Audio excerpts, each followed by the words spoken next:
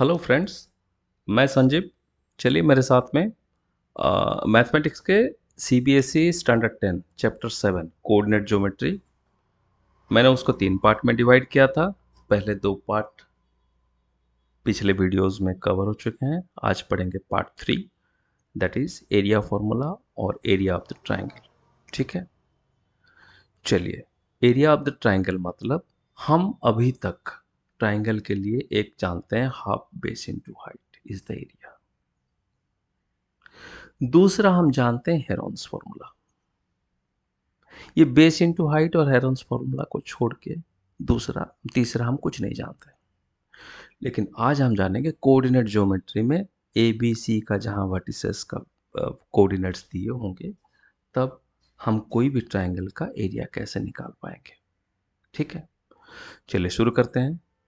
पहले एक ग्राफ मैंने ले लिया, एक्स वाई प्लेन का ग्राफ। वहां मैंने X axis and Y axis दोनों निकाल दिए, नाम दे दिया, पॉइंट ऑफ ओरिजिन कर दिया। इतना मेरा प्रिमिटिव काम, जो पहला काम है, वो कर लिया हमने। अब ए बी सी ट्राइंगल एक ड्रॉ करेंगे, नाम उसको देंगे vertices of A B C में A x1 y1, B x2 y2 and C x3 y3। तो यहाँ मेरा हो जाएगा ए x1 y1, B x2 y2 and C x3 y3। तो कंस्ट्रक्शन यहाँ जरूरी है। हमने सेक्शन फॉर्मूला में देखा था कंस्ट्रक्शन कैसा करना होता है। कुछ नहीं है, आपको एक्स एक्सिस के ऊपर में जितने भी कोऑर्डिनेट्स हैं ए बी सी, वहां से ड्रॉ करनी है परपेंडिकुलर्स। ठीक है, और दूसरा क्या करना है, ये देखिए बी डी मैंने ड्रॉ किया, ए ई मैंने ड्रॉ किया एंड सी एफ मैंने ड्रॉ किया। तीसरा हम देखेंगे ए ई क्या है। ए ई ये कुछ नहीं, y1 है। दूसरा बी डी क्या है, ये y2 है। और सी एफ क्या है, y3 है। Because these are all representing the y coordinates of A B and C. आगे थोड़ा सा देखेंगे डी क्या है, D E. D E will be O E minus O D. O E क्या है, x1। ओ डी कितना है, x2, तो x1 माइनस x2। सिमिलरली हम देखेंगे what is E F. E F होगा O F minus O E. O F x3 है, x coordinate of point C. और ओ ई क्या है, x1 है, x coordinate of point A. और बाकी एक बचा, that is D F, that is x3 minus x2। ठीक है, इतना तक आपको समझ आ गया होगा। आगे बढ़ते हैं। इतना मैंने जो किया उसको समराइज करके रख छोड़ा है। आगे हम देखेंगे trapezium, area of A trapezium. ये ट्रापेजियम अभी हमको जरूरत है, और ट्रापेजियम का एरिया हमने जाना था half into sum of parallel side into height between them. जो पैरेलल साइड का जो कॉमन डिस्टेंस है, जो इक्विडिस्टेंट लाइन है, it's 90 degree with both the sides parallel side, ये जानना है। अब ये अगर ट्रापेजियम है तो ट्रापेजियम खोजे। ट्रापेजियम अगर खोजेंगे एरिया ए बी सी के लिए, हमें मिलेगा एक ट्रापेजियम, क्या, ए बी डी ई। दूसरा ट्रापेजियम क्या, ए सी एफ ई। एंड उसमें से दोनों में देखिए, दोनों ट्रापेजियम का अगर फॉर्मूला पुट करके अगर हम उसका वैल्यू निकाल देंगे, तो ये तो एबीसी ट्राइंगल नहीं होगा। एबीसी ट्राइंगल को छोड़ करके आपका एक और ट्रापेजियम डिडक्ट करनी पड़ेगी, that is B D F सी।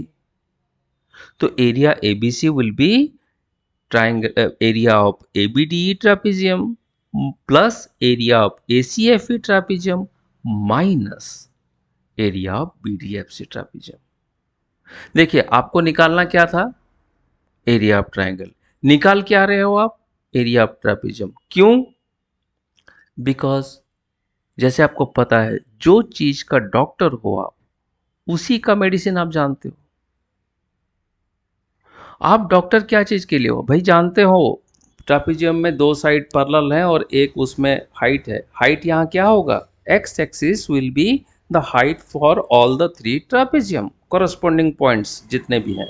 वो हो सकता है पहले ट्रापेजियम के लिए डी हो, दूसरे ट्रापेजियम के लिए ई एफ हो और तीसरे ट्रापेजियम के लिए डी एफ हो। और आपको ये भी पता है what is the value of B D, what is the value of A D A and what is the value of C F. जो आपको रिसोर्सेस हैं उसी के हिसाब से आपको काम करना है। तो हो सकता है वो ट्रापेजियम का वैल्यू निकालने के लिए काम आए या ट्रायंगल का, हमें कोई मतलब नहीं है। हमारे पास में जो रिसोर्सेस हैं उस हिसाब से हम जैसे भी करके एबीसी का एरिया निकालेंगे। चलिए उसको अगर आगे बढ़ाते हैं तो एरिया एबीडी क्या होगा, it will be all trapezia and area ABD will be half whole into BD plus AE, that is sum of parallel sides into DE plus ACFE के लिए क्या होगा, half AE plus CF, that is sum of parallel side into EF, that is a side as well as the height minus BDFC, area of BDFC में क्या करेंगे, BD plus CF whole into DF।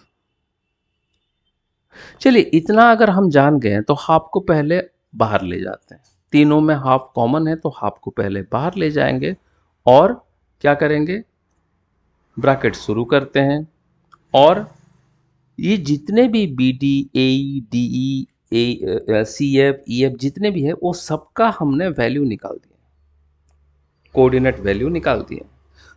तो B D के लिए क्या, B D is y2, A is y1 and what is DE? DE हमने निकाला है x1 minus x2।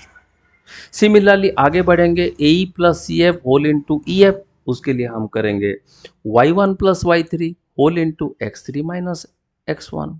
Similarly BD plus CF whole into DF के लिए हम लिखेंगे y2 plus y3 whole into x3 minus x2 और ब्रैकेट क्लोज करेंगे।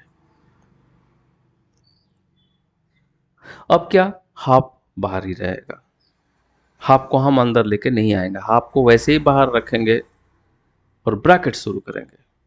अभी यहाँ क्या करना है, यहाँ डबल डिस्ट्रीब्यूशन अप्लाई करनी है। A plus B into C plus D is equal to A C plus A D plus B C plus B D. इसी के संदर्भ में हम आगे बढ़ते हैं। x1 y2 minus x2 y2 plus x1 y1 minus x2 y1, ये हमने फर्स्ट टर्म को डिकोड किया।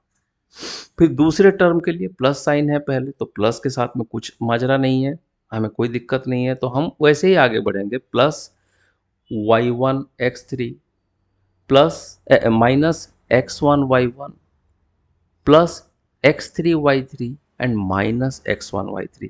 यहां जब मैं कर रहा हूं थोड़ा सा आप ध्यान दो, मैंने पहले x को रख छोड़ा है हर एक टर्म। अभी जो मैं आगे बढ़ रहा हूं पहले x उसके बाद y, तो उसमें क्या होगा, देखने के लिए आपको सुविधा होगी, आपको वर्कआउट करने के लिए सुविधा होगा, आपको कॉमन लेने के लिए सुविधा होगा। पहले में x पहले y बाद में, उसके बाद में x बाद में, y पहले होने से गड़बड़ हो जाएगी। अब तीसरा टर्म करना है, यहां थोड़ा दिक्कत वाली बात है, थोड़ा सा एहतियात बरतनी है। माइनस में है तो माइनस करके हम ब्रैकेट शुरू करेंगे और अंदर x3 y2 minus x2 y2 plus x3 y3 minus x2 y3, common bracket खत्म करेंगे, उसके बाद होल ब्रैकेट खत्म करेंगे और आगे बढ़ेंगे। हाफ वैसे ही रहेगा और ये जो लास्ट में जो छोटी ब्रैकेट है कॉमन ब्रैकेट को हम छोड़ेंगे। तो पहला वाला सिचुएशन जो है वही रहेगा, हमने जानबूझ करके उसको रखा है वैसे। आगे minus x3y2 plus x2y2 minus x3y3 plus x2y3, मतलब ये ब्रैकेट वाली अंदर जितने हैं सबका साइन चेंज हो जाएगा, जो प्लस है वो माइनस हो जाएगा, जो माइनस है वो प्लस हो जाएगा, क्योंकि बाहर में माइनस है और हमको ब्रैकेट खोलना है।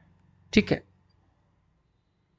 अब देखिए क्या होगा, हाफ होल इनटू कुछ कटेंगे, यहां कटने के बाद में हमें मिलेगा x1 y2 और x2 y1, मतलब यहां x1 y1 x2 y2 and x3 y3 plus minus होकर डिडक्ट हो जाएंगे, नलीफाइड हो जाएंगे और हमें ये 6 चीजें मिलेंगे।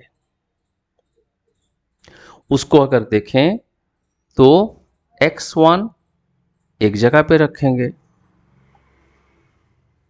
और x2 दूसरी जगह पे रखेंगे और x3 तीसरी जगह पे रखेंगे और ब्रैकेट क्लोज कर देंगे। क्यों?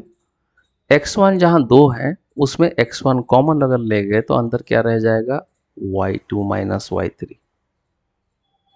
फिर हरी वाली जो है x2 को अगर कॉमन ले लेते हैं दो टर्म में तो अंदर क्या रह जाएगा, plus x2 whole into y3 minus y1।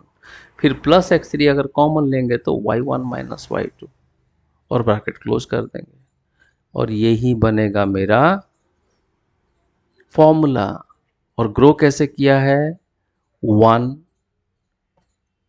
2 3 and वापस 1। ये मैं बोल रहा हूं सबस्क्रिप्ट। x के नीचे क्या है पहले टर्म में 1, फिर दूसरा क्या है y, उसके नीचे क्या है 2, उसके नीचे क्या है 3, 1 2 3 एक आगे बढ़ जाते हैं, 2 3 1 फिर एक आगे बढ़ जाते हैं, 3 1 2। ये साइक्लिक मूवमेंट है। और दूसरा क्या मूवमेंट है, x हमेशा बाहर में रहेगा। ग्रो कैसे करेगा, x1 उसके बाद x2 उसके बाद x3, टर्म 1 में x1, टर्म 2 में x2, टर्म 3 में x3। y हमेशा अंदर रहेगा और x1 अगर बाहर है तो y2 से शुरू होगा, x1 के बाद 1 के बाद 2 2 3 और बाहर में जितने हैं सब प्लस हैं, अंदर में जितने हैं सब माइनस है। ये थोड़ा मेरा देखने का अलग एक परसेप्शन में दे रहा हूं आपको याद रखने के लिए। x1 लिखने के लिए कैसा लिखोगे, अगर हम उसको नलीफाई कर देंगे तो half whole into x1 bracket छोड़ दो कुछ मत लिखो, प्लस x2 ब्रैकेट कुछ मत लिखो, प्लस x3 ब्रैकेट कुछ मत लिखो, ब्रैकेट खत्म करो। x1 plus x2 plus x3 bracket में क्या लिखेंगे, पहले में x1 ऑलरेडी लिखा हुआ है तो y2 माइनस y3, दूसरे में x2 ऑलरेडी लिखा हुआ है तो ब्रैकेट के अंदर y3 माइनस y1, तीसरे में x3 लिखा हुआ है अंदर ब्रैकेट में क्या रहेगा 3 के बाद y1 माइनस y2। ये सिंबलिकल रिप्रेजेंटेशन है। और यहां आपको एक बहुत बड़ी जरूरी चीज याद रखनी है, एरिया फॉर्मूला में हम खाली न्यूमेरिकल्स के ऊपर काम करेंगे। We will be considering only the numerical value और उसका कन्वेंशन साइन को हम इग्नोर करेंगे। Reason is that area can not be negative. आप एरिया निकाल रहे हो, साइड मतलब डिस्टेंस, डिस्टेंस मतलब हमेशा पॉजिटिव, माइनस नेगेटिव डिस्टेंस नहीं होता है ना, तो उसके ऊपर अगर एरिया का काम हो रहा है तो ये नेगेटिव नहीं होगा। तो यहां हम कुछ भी ले सकते हैं लेकिन आंसर अगर -42 आया मान लो तो उसको 42 ही कंसिडर करना है, ना कि -42। We will be only considering the numerical value. और दूसरा सबसे बड़ी बात है, यहां जैसे आपको पता है हमने डिस्टेंस फॉर्मूला में पहले वीडियो में देखा था, मैंने उसको बताया था आपको कि कोलिनियर कब कहलाएगा, जब तीनों का डिस्टेंस निकालेंगे और छोटे जो डिस्टेंस है उसको सम करेंगे तो तीसरा सबसे बड़ा डिस्टेंस के साथ में अगर सेम होगा तो वो तीनों कोलिनियर होंगे। एरिया में क्या, अगर उनका एरिया सेम हो जाएगा, कोलिनियर है तो उनके अंदर तो कुछ जगह नहीं है ना, एक ही लाइन में है, तो area would be 0।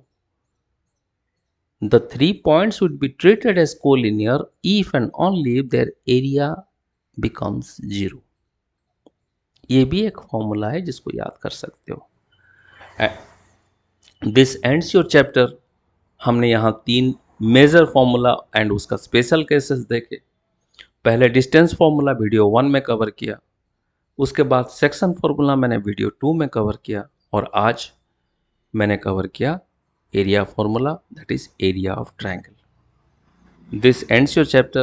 I hope you like this video and do subscribe to my channel not to miss any notification in future, because future is going to be very interesting as because you are nearing to the board examination, and here the board examination will be a 40-mark examination for theory part and that will be purely on MCQ multiple choice questions. ठीक है, bye for now. See you soon in the next video.